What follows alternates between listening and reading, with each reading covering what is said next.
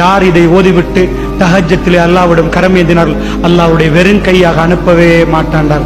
லா இலாஹ இல்லல்லாஹு வஹ்தஹு லா ஷரீக லஹு லஹுல் முல்கு வ லஹுல் ஹம்து வ ஹுவ அலா குல்லி ஷைஇன் கதீர் வல்ஹம்துலில்லாஹி வ சுப்ஹானல்லாஹி வ லா இலாஹ இல்லல்லாஹு வல்லாஹு அக்பர் வ லா ஹவ்ல வ லா குவத்த இல்லா பில்லாஹ் என்று யார் தஹஜ்ஜத்திலே எழும்பி 2 ரக்காத்துகள் தொழுதுவிட்டு அல்லாஹ்விடம் கையேந்தினார்கள் அல்லாஹ் மீது ஆணையாக அவரை வெறும் கையோடு அல்லாஹ் அனுப்ப மாட்டான் என்றார்கள் ரசூலுல்லாஹி ஸல்லல்லாஹு அலைஹி வஸல்லம். அல்லாஹ்வுடைய நல்லடியார்களே, அல்லாஹ் ரப்புல் ஆலமீன் முதல் வானத்துக்கு இறங்கி என்னுடைய அடிமைகளே நீங்கள் பாவ மன்னிப்பில் ஈடுபடுகிறீர்களா என்று கேட்கிறான் என்றால் அந்த மன்னிப்பில் ஈடுபடுவதற்கு நாங்கள் தயாரா?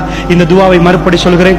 லா இலாஹ இல்லல்லாஹு வஹ்தஹு லா ஷரீக லஹு லஹுல் முல்கு வ லஹுல் ஹம்து வ ஹுவ அலா குல்லி ஷைஇன் கதீர். இது எல்லாருக்கும் தெரிஞ்சது.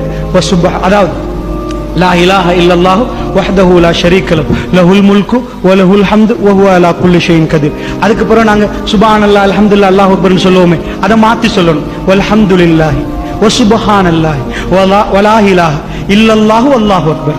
முதல்ல அல்ஹம்துலில்லாஹ், அதுக்கு பிறகு சுப்ஹானல்லாஹ், அதுக்கு பிறகு லா இலாஹ இல்லல்லாஹ், அதுக்கு பிறகு அல்லாஹு அக்பர். வல்ஹம்துலில்லாஹி வ சுப்ஹானல்லாஹி வ லா இலாஹ இல்லல்லாஹு வல்லாஹு அக்பர் வ லா ஹவ்ல வ லா குவத்த இல்லா பில்லாஹ்.